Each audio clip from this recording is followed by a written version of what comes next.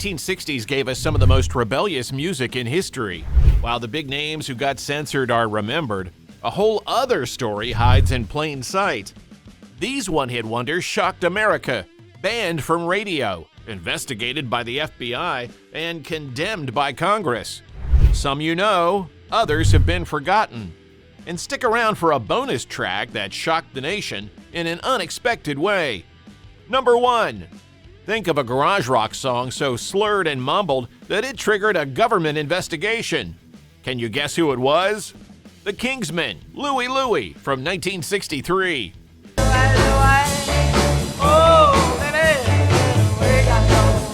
The Kingsmen's Louie, Louie became the most investigated song in American history, and it wasn't even their original composition.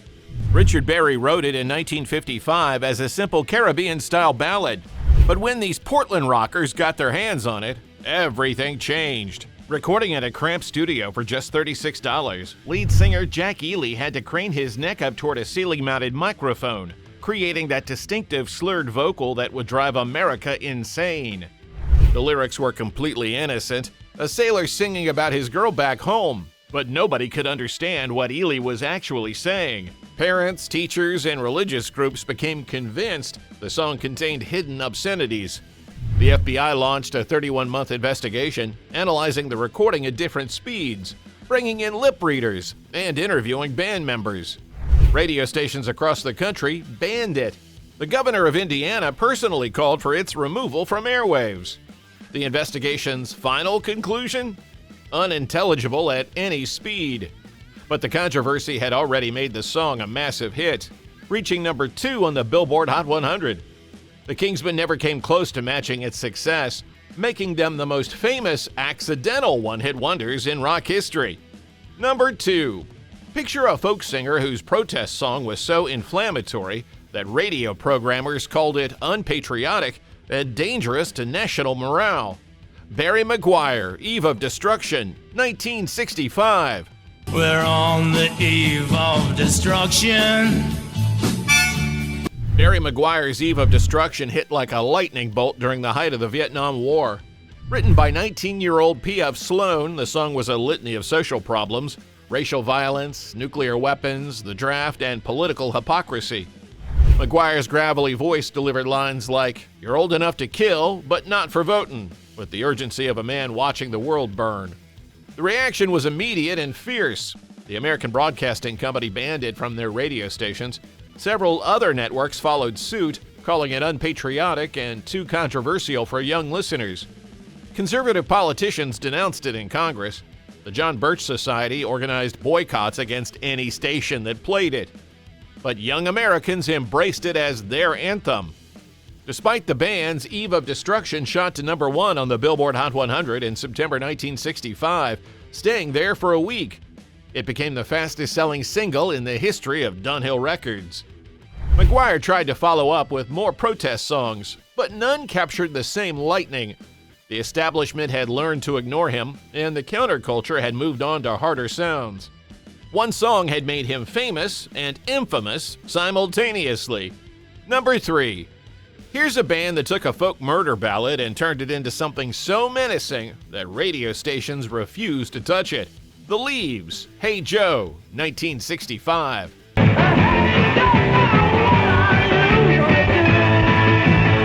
Long before Jimi Hendrix made Hey Joe his signature song, The Leaves, a garage rock band from Los Angeles, recorded the first rock version that actually charted. The song itself was already controversial, a first-person narrative about a man who shoots his unfaithful woman and flees to Mexico. The Leaves version was raw, aggressive, and unsettling. Lead singer Jim Pons delivered the lyrics with a cold detachment that made the violence feel real and immediate. The fuzz-tone guitar and pounding drums created an atmosphere of barely controlled menace that was unlike anything on mainstream radio. Radio programmers were horrified. Here was a song that seemed to glorify domestic violence, sung by young men who looked like the kind of troublemakers parents warn their daughters about. Stations across the country banned it, with many citing inappropriate content and glorification of violence against women. The controversy helped push the song to number 31 on the Billboard Hot 100, the band's only chart success. But the backlash was severe. Concert venues canceled bookings, and record stores in conservative areas refused to stock their albums. The Leaves never recovered from being labeled as dangerous, and they disbanded within a few years, leaving Hey Joe as their sole claim to fame. Number 4. Think of a Boston anthem that was so crude and rebellious that the city it celebrated tried to ban it. The Standells, Dirty Water, 1966. Well, I love that dirty water. The Standells weren't from Boston. They were Los Angeles punks who wrote Dirty Water as a sarcastic tribute to the East Coast city. But their sneering vocals and grinding guitars created something that sounded genuinely dangerous. The song painted Boston as a place where lovers, muggers, and thieves roamed freely, and the Charles River was literally dirty water. Boston radio stations were not amused. Several banned the song immediately, calling it an insult to our city and inappropriate for family listening. The mayor's office issued statements condemning the song's negative portrayal of Boston. Conservative groups organized letter-writing campaigns to keep it off the air. But Boston's youth embraced it as their unofficial anthem. The song's rebellious energy captured something real about urban life in the mid-60s. The grit, the danger, the excitement of a city that wasn't sanitized for suburban consumption. Despite the local bans, Dirty Water climbed to number 11 on the national charts. The Standells tried to capitalize with more city songs, but none had the same impact. They remained forever associated with that one moment when they perfectly captured the sound of rebellion. Ironically, Dirty Water eventually became an official victory song for Boston sports teams, proving that time has a way of healing old wounds. Number 5. Imagine a psychedelic garage band whose breakout hit was banned for being too sexually suggestive, and they weren't even trying to be. The Seeds, Pushin' Too Hard, 1966. You're pushing too hard on me. Sky Saxon and the Seeds created Pushin' Too Hard as a simple relationship song about a guy telling his girlfriend to back off. But Saxon's nasal, almost whining vocal delivery combined with the song's insistent, hypnotic rhythm created something that sounded far more sinister and sexual than intended. Radio programmers heard double meanings everywhere. The repeated phrase, "You're pushing too hard," sounded like sexual coercion to conservative ears. The song's relentless, almost obsessive quality made it feel threatening. Several stations banned it outright, while others would only play it late at night with warnings about mature content. The controversy helped fuel the song's success, pushing it to number 36 on the Billboard Hot 100. But it also typecast the Seeds as a dangerous band. Concert venues became reluctant to book them, and their subsequent releases were scrutinized for hidden meanings that usually weren't there.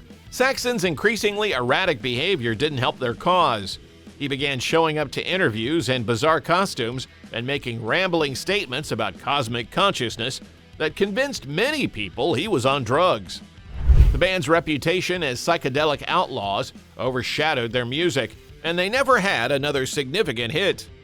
Pushin' Too Hard remained their sole moment of mainstream success, a testament to how easily misunderstanding could create controversy in the paranoid atmosphere of the 1960s. Number 6. Consider a psychedelic rock band whose occult-themed hit was banned for promoting witchcraft and devil worship. The Lollipop Shop, You Must Be a Witch, 1968. You must be a witch. I don't need your love. The Lollipop Shop's You Must Be a Witch arrived at the height of America's moral panic about the occult. The song's lyrics were a direct accusation of witchcraft, delivered with a menacing intensity that made it sound like a genuine supernatural threat. Lead singer Fred Cole's vocals had a sinister quality that suggested he wasn't just singing about witches. He was warning about them. The timing couldn't have been worse. Religious groups were already concerned about rock music's influence on youth. And here was a song that seemed to endorse belief in witchcraft. The repeated accusation, "You must be a witch," sounded like an incantation to conservative ears. Radio stations banned it immediately, citing promotion of occult practices and inappropriate religious content. The controversy was amplified by the band's image. They looked like the kind of long-haired troublemakers that parents feared, and their name, the Lollipop Shop, seemed designed to mock innocent childhood pleasures. Religious leaders condemned this song as evidence that rock music was becoming a vehicle for satanic influence. Despite the band's You Must Be a Witch managed to scrape into the lower reaches of the charts, but the controversy destroyed any chance of mainstream success. The band was forever labeled as occult rockers, making it impossible for them to get radio play for their follow-up releases. They had tapped into America's deepest fears about the supernatural, but the price was their career. Number 7. Picture a garage rock band whose hit was banned for promoting teenage rebellion and antisocial behavior. The Music Machine, Talk Talk, 1966. Talk, talk, talk, talk, talk, talk, talk, talk. The Music Machine's Talk Talk was a 2-minute blast of pure teenage frustration. Sean Bonnewell's snarling vocals and the band's aggressive, minimalist approach created something that sounded genuinely angry. The lyrics were a direct attack on adult authority. Talk, talk, talk, talk, talk, talk, talk, talk. How you gonna change it? The song's nihilistic attitude and aggressive sound terrified adult listeners. Radio stations banned it for promoting disrespect for authority and encouraging teenage rebellion. School administrators complained that students were using the song's title as a catchphrase to dismiss adult criticism. The band's image didn't help their cause. They dressed entirely in black, wore a single black glove years before Michael Jackson, and cultivated an aura of menace that made parents nervous. Bonnewell's interviews were filled with cryptic statements about the meaninglessness of modern life that convinced many adults he was a dangerous influence on youth. Despite the band's Talk Talk reached number 15 on the Billboard Hot 100, but the controversy made it impossible for the Music Machine to build on their success. Concert venues canceled bookings, and their record label pressured them to tone down their image. Bonnewell refused to compromise, and the band quickly faded from mainstream view. They had created a perfect moment of teenage rebellion, but the adult world made sure it remained just a moment. Number 8. Think of a Rolling Stones cover that was more dangerous than the original and got banned for it. The Chocolate Watch Band, Come On, 1967. Come on. Come on. The Chocolate Watch Band took Chuck Berry's Come On, already recorded by the Rolling Stones, and turned it into something menacing. Their version was faster, louder, and more aggressive than either previous recording. Lead singer Dave Aguilar's vocals dripped with sexual menace, and the band's performance had an edge that made the Stones sound tame. The problem was timing and attitude. By 1967, parents and authorities were already nervous about rock music's influence on youth. The Chocolate Watch Band's version of Come On sounded like a direct challenge to adult authority, with Aguilar practically sneering the lyrics about wanting to come on to his girl.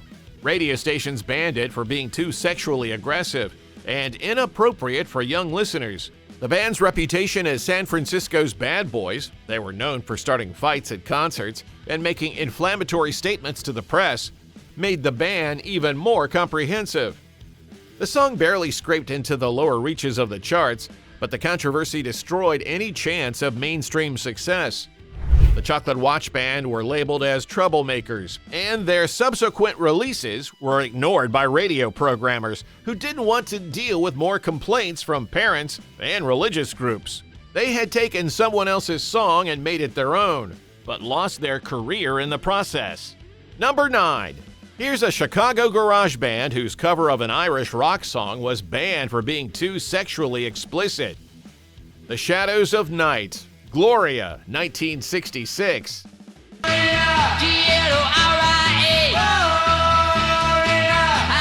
Them's original version of Gloria was already pushing boundaries with its simple, repetitive lyrics about a girl who comes around here. But the Shadows of Night's version was rawer, more aggressive, and somehow more sexual.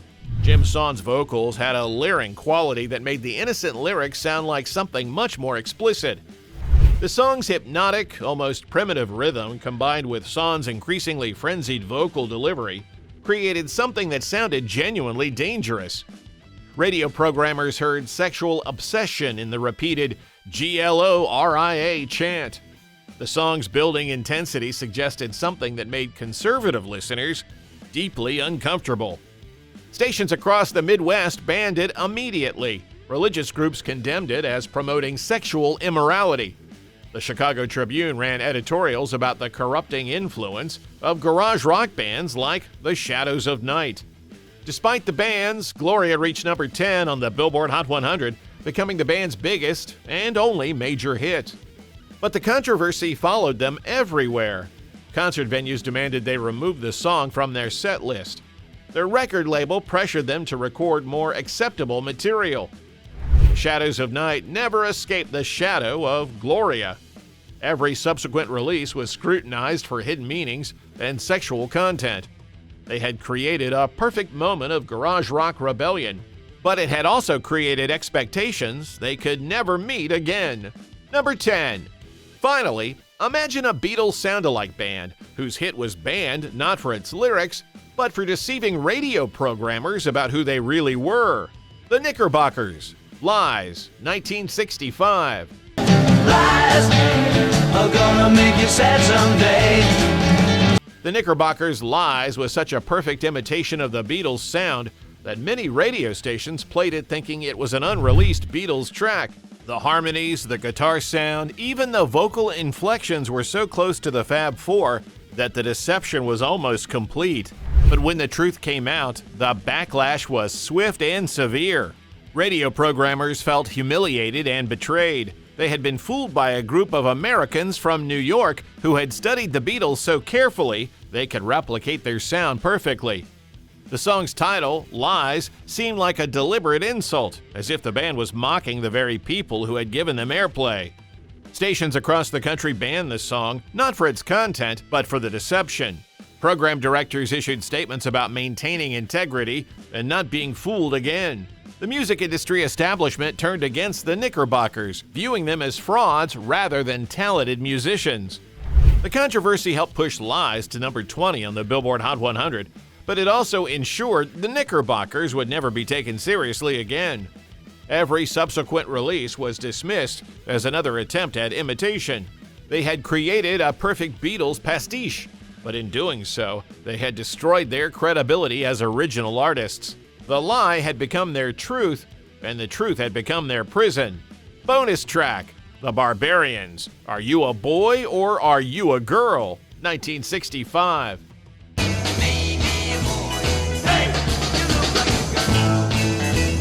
The Barbarians asked the question that terrified conservative America.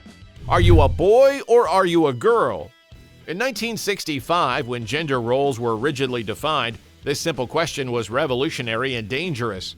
The song was a direct response to the changing appearance of young men.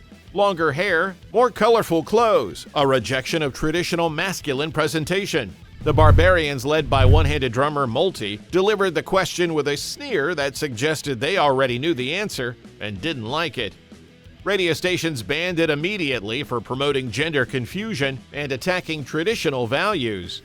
Religious groups condemned it as an assault on God's natural order. The song became a rallying cry for both sides of the emerging culture war. Despite reaching only number 55 on the charts, Are You a Boy or Are You a Girl became one of the most controversial songs of the decade. The Barbarians had asked a question that America wasn't ready to answer, and they paid the price for their prescience. These one-hit wonders prove that sometimes the most dangerous thing you can do is tell the truth. Which of these forgotten rebels surprised you the most? Let us know in the comments below.